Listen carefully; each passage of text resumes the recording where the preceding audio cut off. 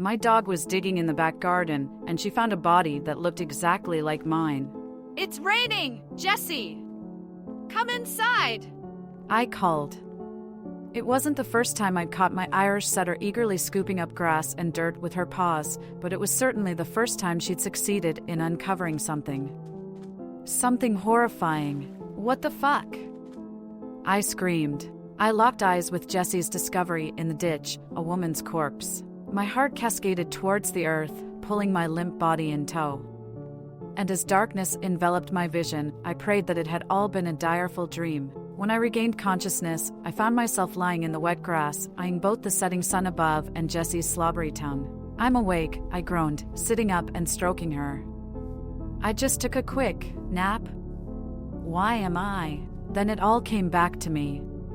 And even in that darkening garden, which backs onto a large forest, I could see what lay in the hole.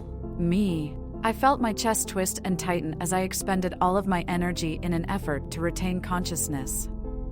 There was absolutely no denying it. The lifeless body in Jessie's ditch was an identical copy of my own. From the brunette hair to every freckle on her newly rotting face, everything but the horizontal scar on her forehead.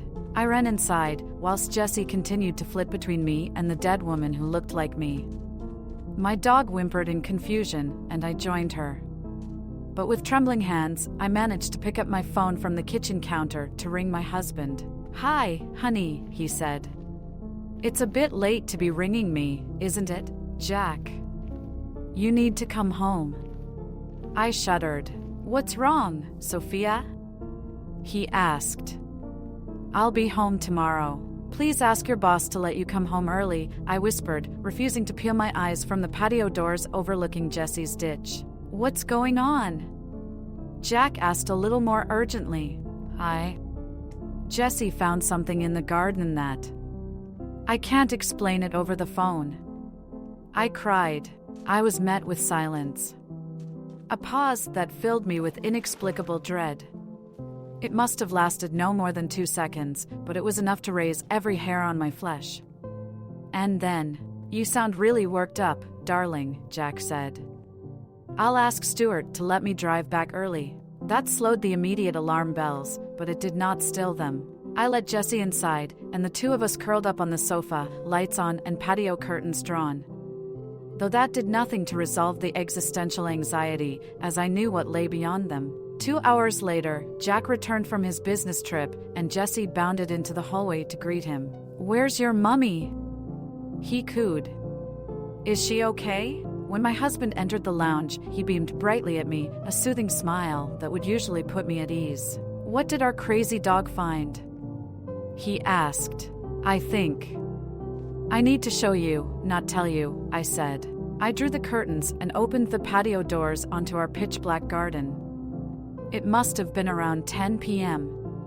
The world felt unnervingly still. The only sounds were my squelching footsteps in the grass and Jessie's nervous panting. I pulled my phone from my pocket and shone the flashlight into the ditch. But what I saw filled me with as much terror as the initial discovery. "What am I supposed to see?" Jack asked, sighing. The ditch was empty. "No, it was right here," I whispered breathlessly. "I passed out when I saw it." Jack nodded.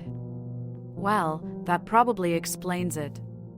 You got confused and fainted." "You're prone to doing that." "Yes, but I don't hallucinate things." "And the body was still there after I regained consciousness." I huffed. Jack smiled and stroked my face. "You always misremember things. Why don't you head up to bed? I'll pick up a McDonald's for us. I need some food, and you could do with a coffee."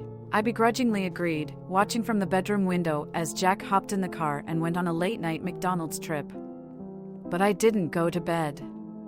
Not after the house's external lights revealed something terrifyingly damning on the bumper of his BMW. Dirt. My heart was pounding as I pieced together what I could, that Jack had clearly slipped into the garden and moved the body to his car before coming inside. Why? Well, I had an inkling as to how I could find the answers about the man I thought I had known for 7 years.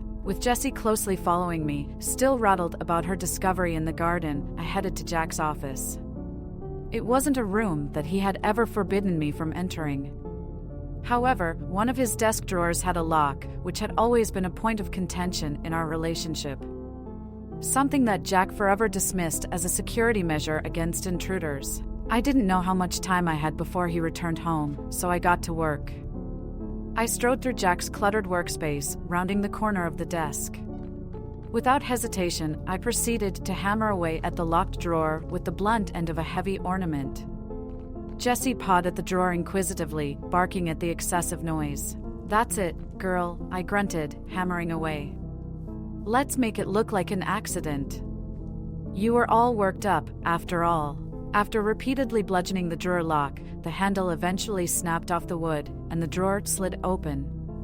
Inside, there was nothing but a small piece of paper with the following printed words. Desktop, ruin 940714 at S folder, UEYJ-76-/43. Passwords. Not what I'd expected to find, and I knew I had limited time before Jack returned, but there was no way I could waste the opportunity. Everything that I'd known about my husband was a lie. I threw caution to the wind, turning on the monitor and sitting in his desk chair. The password worked. As the desktop loaded, I wondered what I would find in S folder. What sordid secret was my husband keeping? I didn't want to imagine why there would be another me in a shallow grave. Cloning. Time travel. My head was spinning. I searched Windows File Explorer for S folder, and there was one result. A password-protected folder. And so, I shakily entered the key. Inside the folder, I found neither evidence of some master cloning program, nor evidence that my husband had traveled to the future and murdered me. Yes, I'm aware that my hypotheses were ludicrous, but the truth is far less believable. What did I find? Just one Word document with an obscure title, The Seed Process. I opened it to find diagrams and instructions for some sort of ritual. The Seed Process. I violently trembled at the crudely drawn diagrams, depictions of humans being lobotomized. Brains in jars. Roots sprouting from the pink matter. I skim-read the list of instructions, and the picture of this seemingly supernatural ritual started to form. Remove the brain. Plant the seed, water the brain, and watch limbs grow. Let a new, improved human flourish. Mold your loved ones in your desired image. No more resistance. I started to wail uncontrollably, and Jessie nuzzled my leg to soothe me. I could type more of what I read in that document, but recounting it in greater detail would only make me relive that sickening feeling, a horror that cannot be put into words. Jack has been removing my brain, burying my corpse, and regrowing me from the brain outwards using a seed, whatever the fuck that means. I don't know how many times he's done it. I don't know how many versions of me are buried in the garden, in the forest, perhaps. Jessie likes to dig there too, but it explains so much. The blank spots in my memory. The misremembering Jack always mentions. The fact that every time I notice a red flag for my husband, I wake feeling different. Refreshed. Compliant. Every time, he's been chipping a piece of me away. Changing me. Improving me. That night, before he came back to the house, I took Jessie and left without a word. Is he tracking me? I hope not. Whoever me might be. A far stretch from Sophia. That much is certain. And it fills me with a deep sorrow. It also explains the unsalvageable chasm within me.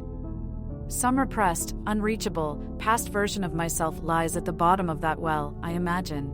After all, Jack killed the real Sophia long ago. Who knows how deeply into the forest she's buried?